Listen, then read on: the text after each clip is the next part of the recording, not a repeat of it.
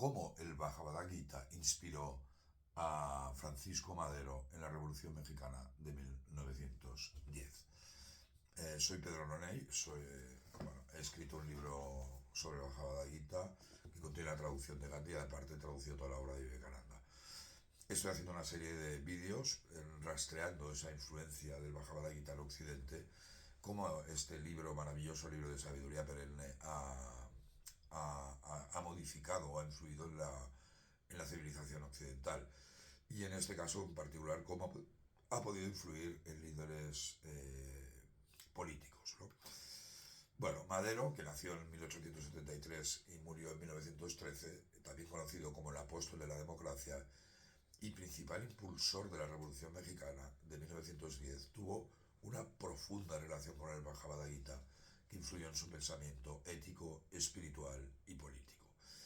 Y os leo, él realizó muchas anotaciones del Bhagavad Gita que se han conservado, y os leo una de estas anotaciones. Decía: queremos demostrar que el Gita, que puede considerarse como la fuente más pura de las doctrinas teosóficas, budistas y en general de las doctrinas filosóficas de la India, no solamente no encierra en sus enseñanzas nada que haga creer en la doctrina del panteísmo, de la absorción de todos los seres en la divinidad y de la creencia de que somos dioses, sino que se desprende precisamente la doctrina contraria, y es que, aunque todos los seres provienen de una partícula de la divinidad, no por eso son la divinidad misma, no por eso son dioses, y sobre todo, que jamás perderán su individualidad.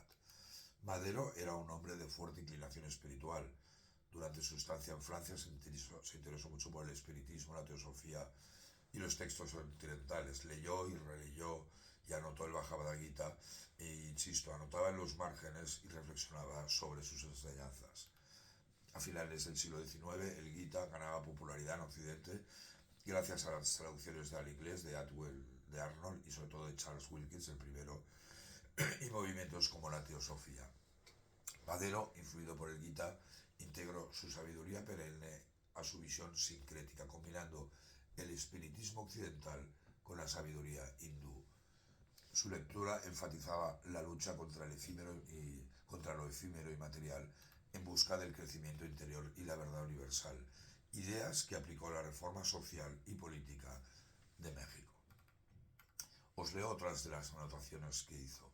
Decía: este capítulo, se refería al precioso capítulo cuarto, el yoga del conocimiento, de la renuncia a la acción, trata de la verdadera devoción en términos tales que merece meditarse seriamente, porque demuestran cuán profundas y grandiosas son las enseñanzas del Bhagavad Gita, cuán amplio es su espíritu de tolerancia y cómo concuerda con las enseñanzas de Jesús, quien consideraba como ley principal el amarnos los unos a los otros.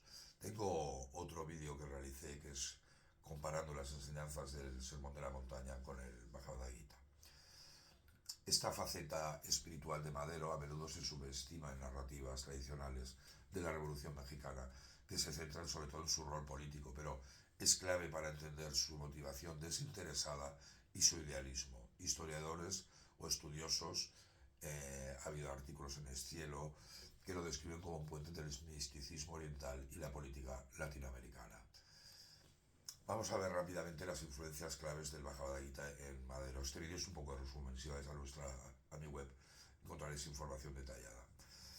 Hay un punto de coincidencia que es la justificación del deber y la acción. Y vamos a situarnos un poco en el inicio del Gita, en el capítulo 1, cuando Arjuna tiene que enfrentarse a los Kauravas, a los malos, entre comillas, y como ve que están sus maestros parientes, entra en un estado de presión.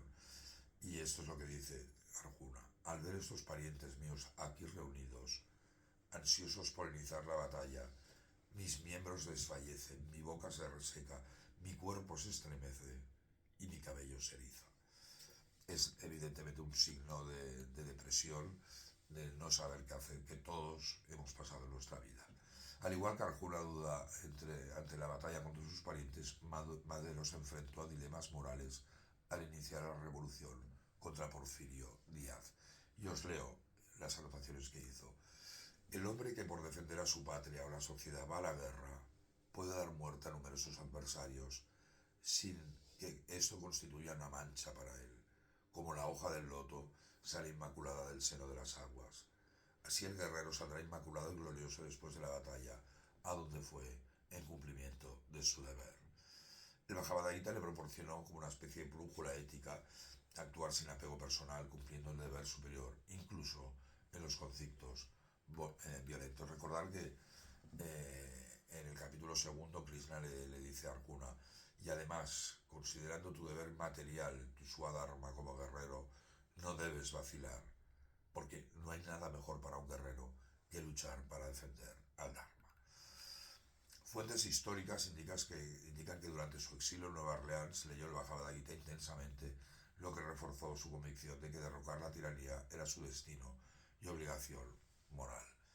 Y es muy importante repetir el tema de los comentarios personales sobre el Gita. Madero escribió sus propias reflexiones y comentarios desde una perspectiva espiritista, y estos se publicaron en varios fascículos en la revista espiritual mexicana Helios, mientras era presidente de México. En ellos interpretaba el texto relacionando con las ideas de la reencarnación, la evolución espiritual, la comunicación incluso con espíritus, algo que no entra en el Gita, pero que eran los temas centrales del espiritismo. Algunos lo llaman el Bhagavad Gita según Madero, destacando su lectura personal y en ningún caso ortodoxo.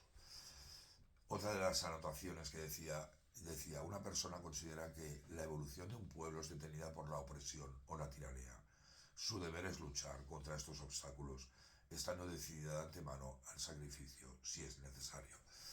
Y esto me recuerda mucho a la exhortación de Arjuna, de Krishna, que le hace a Arjuna para luchar, cuando dice, oh Arjuna, no cedas ante la impotencia, no te beneficia, abandona esta miserable debilidad de tu corazón, levántate y lucha.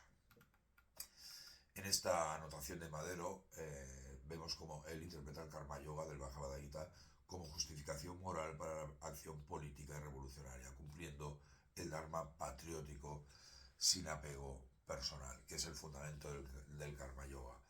Solamente tienes derecho a realizar tus derechos, pero no a sus frutos. No dejes que el fruto de la acción sea tu motivo, ni te apegues a la inacción. José Vasconcelos, en Estudios Indostánicos, los presentó como quizás el primero que se escribió en México sobre el Bhagavad Gita, alabando el espíritu de Madero como, entre comillas, apóstol, pensador y presidente mártir. Y otro punto importante por citar es cómo influyó en su vida y en su liderazgo. Madero, al igual que Vivekananda, veía la política como una práctica espiritual. El Bhagavad Gita le ayudó a mantener la calma ante el éxito y el fracaso y a priorizar la justicia y la democracia como deberes elevados. Recordar que hay uno de los grandes mantras del Gita, que es el yoga de la ecuanimidad, que es liberarse de las dualidades. Y cuando Krishna nos dice, el contacto de los sentidos con los objetos produce frío y calor, dolor y placer. Estas experiencias van y vienen, son transitorias, por lo tanto, sopórtalas. Incluso se menciona que llevaba consigo sus comentarios o el texto o el Gita durante los eventos claves y que influyó en su vegetarianismo, meditación y preparación mental para la lucha. Es un caso interesantísimo cómo ese maravilloso libro milenario de sabiduría perenne ha influido en tantas mentes privilegiadas de la historia de la humanidad.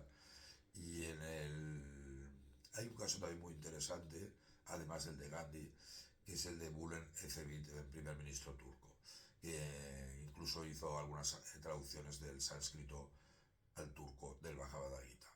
Insisto, esa filosofía que viene de India es compatible con personas de diferentes creencias, caminos espirituales, y esa es la grandeza del Gita y del Vedanta, que es la capacidad de armonizar todos los caminos del mundo. Muchísimas gracias. Si os ha gustado este vídeo, dale un like, compártelo o distribúyelo con quien quieras. Namaste.